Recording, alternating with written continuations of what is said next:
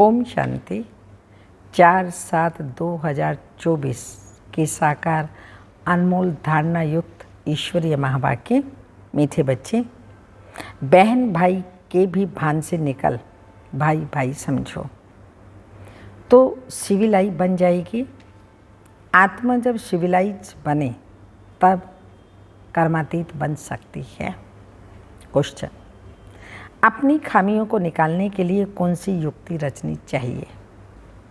Answer, अपने characters का register रखो, उसमें रोज का पोतामेल नोट करो। रजिस्टर रखने से अपनी कमियों का मालूम पड़ेगा, फिर सहज ही उन्हें निकाल सकेंगे। खामियों को निकालते निकालते उस अवस्था तक पहुंचना है जो एक बाप के सिवाय दूसरा कुछ भी याद ना रहे, किसी भी पुरानी चीज़ में ममत ना रहे, अंदर कुछ भी मांगने की तमन्ना ना रहे। ओम शांति। एक है मानव बुद्धि, दूसरी है ईश्वरीय बुद्धि, फिर होगी दैवी बुद्धि। पहले थी मानव बुद्धि कलयुग में, संगम युग पर ईश्वरीय बुद्धि और सतयुग में होगी दैवी बुद्धि। मानव बुद्धि है आसुरी बुद्धि, क्रिमिनल असॉल्ट है। एक होते हैं सिविल आइज, दूसरे होते हैं क्रिमिनल आइज।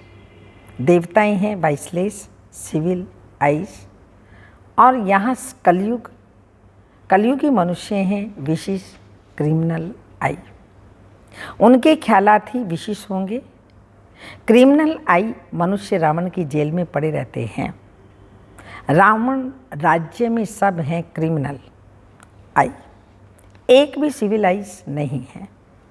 अभी तुम हो पुरुषोत्तम संगम युग पर। अभी बाबा तुमको क्रिमिनल आइज से बदल कर सिविल आइज बना रहे हैं। क्रिमिनल आइज में भी अनेक प्रकार के होते हैं, कोई सेमी कोई कैसे।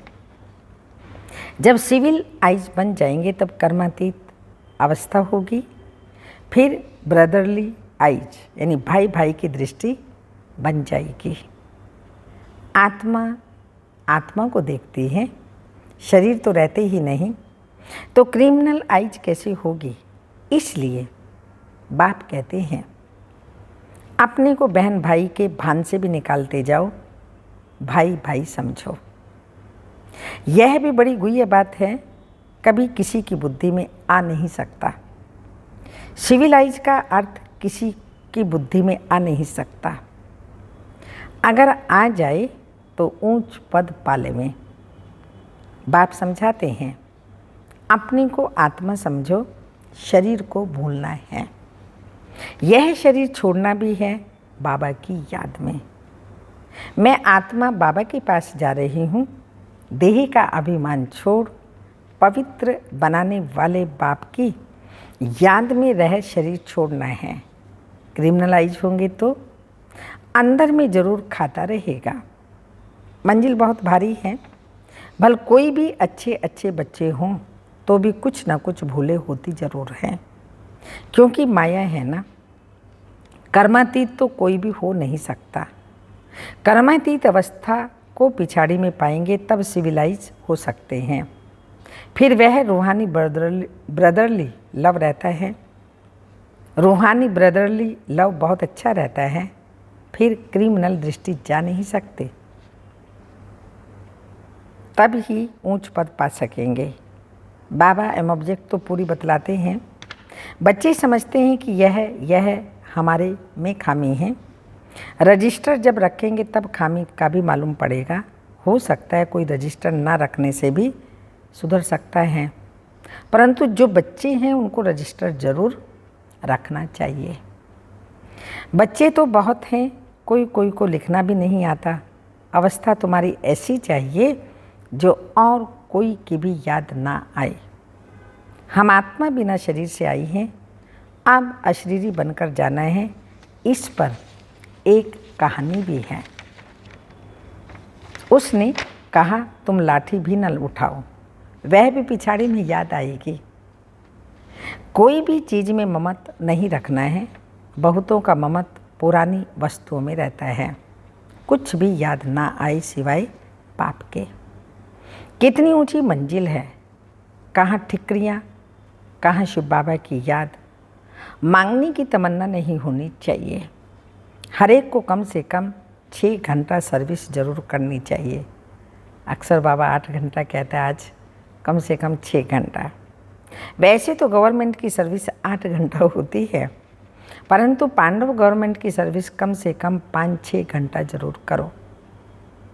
विशेष मनुष्य कभी बाबा को याद नहीं कर सकते। सतयुग में है ही प्राइसलेस वर्ल्ड।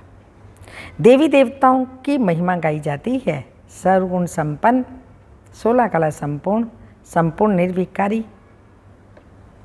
आदि आदि। तुम बच्चों की अवस्था कितनी उपराम रहनी चाहिए। कोई भी छीछी चीज़ में ममत नहीं रहना चाहिए। शरीर में भी ममत नहीं रहे।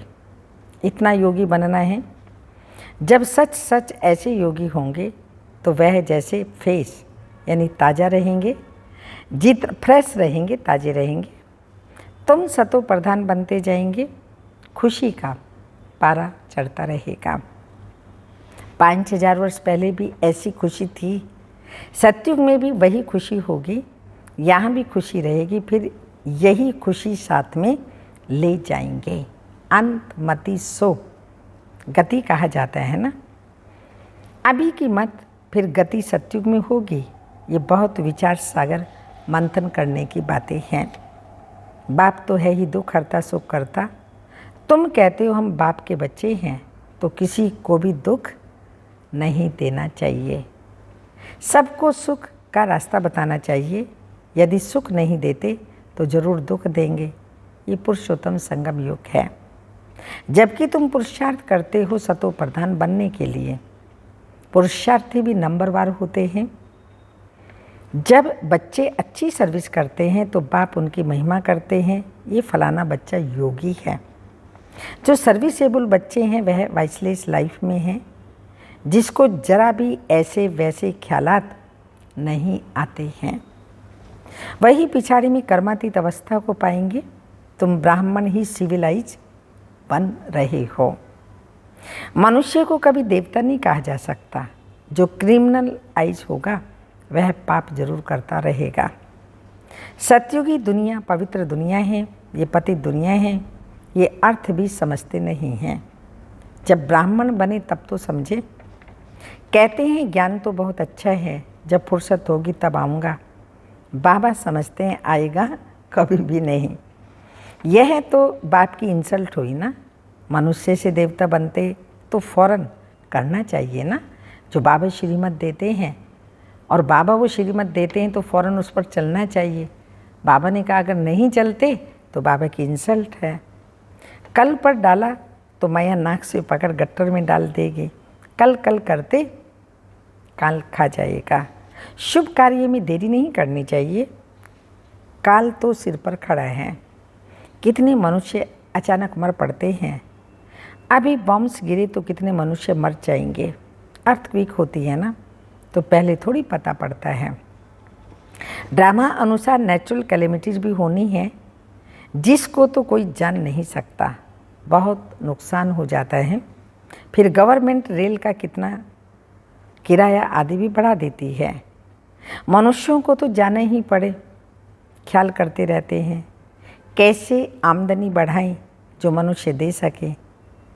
अनाज कितना महंगा हो गया है, तो बाप बैठ समझाते हैं। सिविलाइज को कहेंगे पवित्र आत्मा। ये तो दुनिया ही क्रिमिनल आइज है।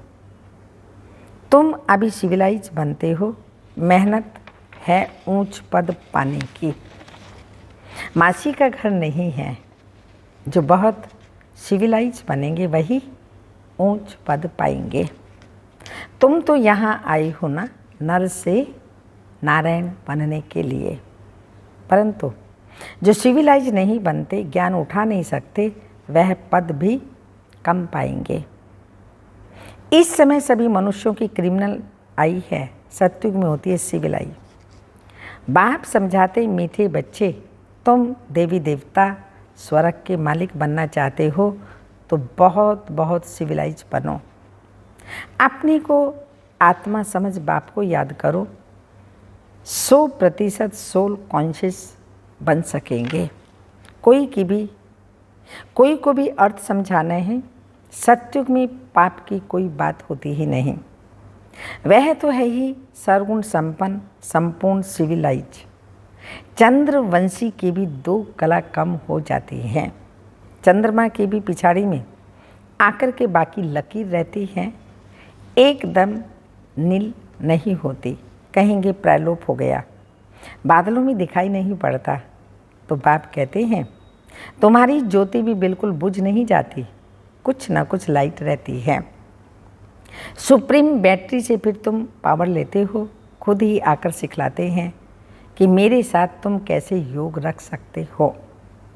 टीचर पढ़ाते हैं तो बुद्धि योग टीचर के साथ रहना चाहिए ना।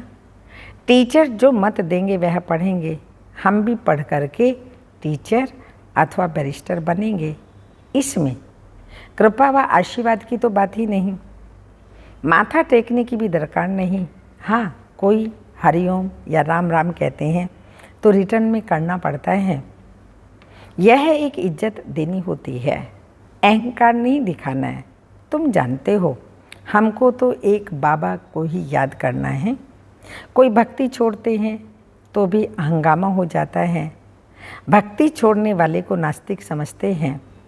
उनके नास्तिक कहने और तुम्हारे कहने में कितना फ़र्क है।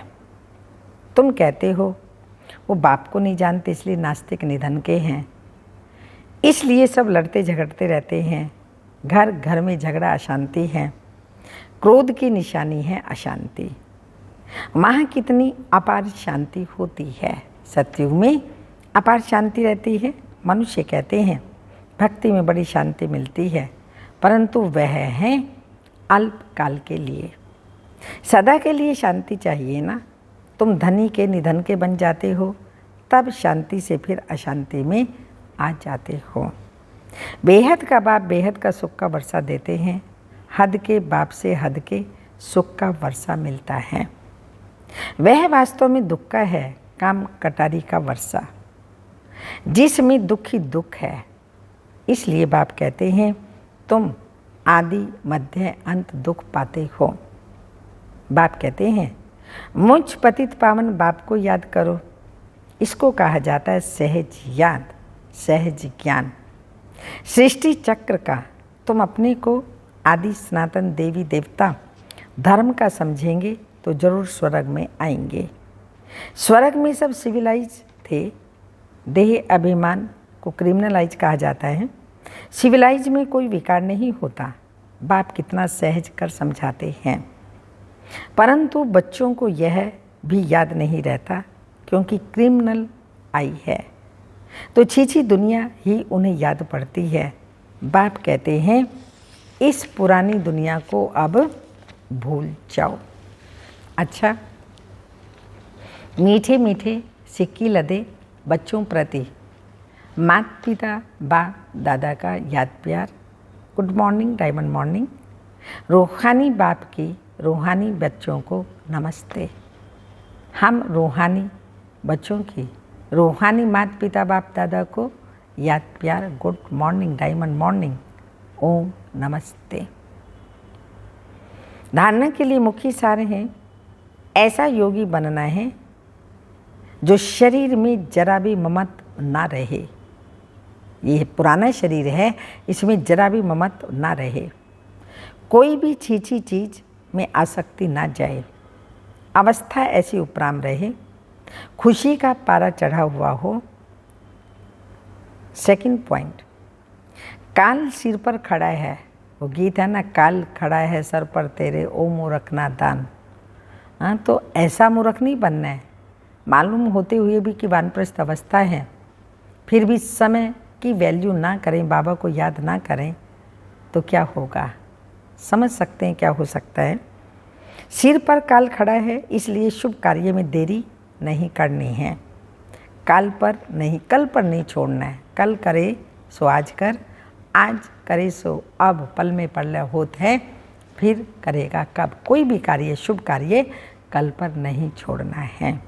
वरदान है, चतुर सुजान बाप से चतुराई करने की बजाय महसूसता शक्ति द्वारा सर्व पापों से मुक्त भव। स्पष्टीकरण। कोई बच्चे चतुर सुजान बाप से भी चतुराई करते हैं। अपना काम सिद्ध करने के लिए, अपना नाम अच्छा करने के लिए उस समय महसूस कर लेते हैं, लेकिन उस महसूसता में शक्ति नहीं होती, इसलिए परिवर्तन नहीं होता। जब तक रियलाइजेशन नहीं है, महसूसता की शक्ति नहीं है, तब तक जीवन में परिवर्तन नहीं आ सकता। कई हैं जो समझते हैं ये ठीक नहीं है, लेकिन सोचते हैं कहीं नाम खराब ना हो, इसलिए अपने विवेक का खून करते हैं। मालूम होते हुए भी गलत हो रहा है, लेकिन समझते हैं कि हमारा नाम ना खराब हो जाए, तो इसलिए बाबा ने कहा अपने विवेक का खून करते हैं। यह भी पाप के खाते में जमा होता है। इसलिए चतुराई को छोड़ सच्चे दिल की महसूसता से स्वयं को परिवर्तन कर पापों से मुक्त बनो। हाँ, सच्चे दिल की महसूसता से स्वयं को परिवर्तन कर पापों से मुक्त बनो। स्लोगन। जीवन में रहते भिन्न भिन्न बंधनों से मुक्त रहना ही जीवन मुक्त स्थिति है। जीवन में रहते भिन्न भिन्न बंधनों से मुक्त रहना ही जीवन मुक्त स्थिति है। ये अव्यक्त इशारा। संतुष्ट को संतुष्ट रखना, स्नेही को स्नेह देना, सहयोगी के साथ सहयोगी बनना, ये महावीरता नहीं है। लेकिन कोई कितना भी असहयोगी हो, अपनी सहयोग की शक्ति से असहयोगी को सहयोगी करना, इसको कहा जाता है महावीरता।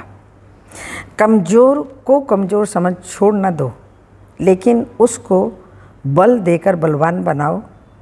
कमज़ोर को हाई जंप देने योग्य बनाओ, तब कहेंगे महावीर आत्मा सब पर उपकार करने वाले। ओम शांति।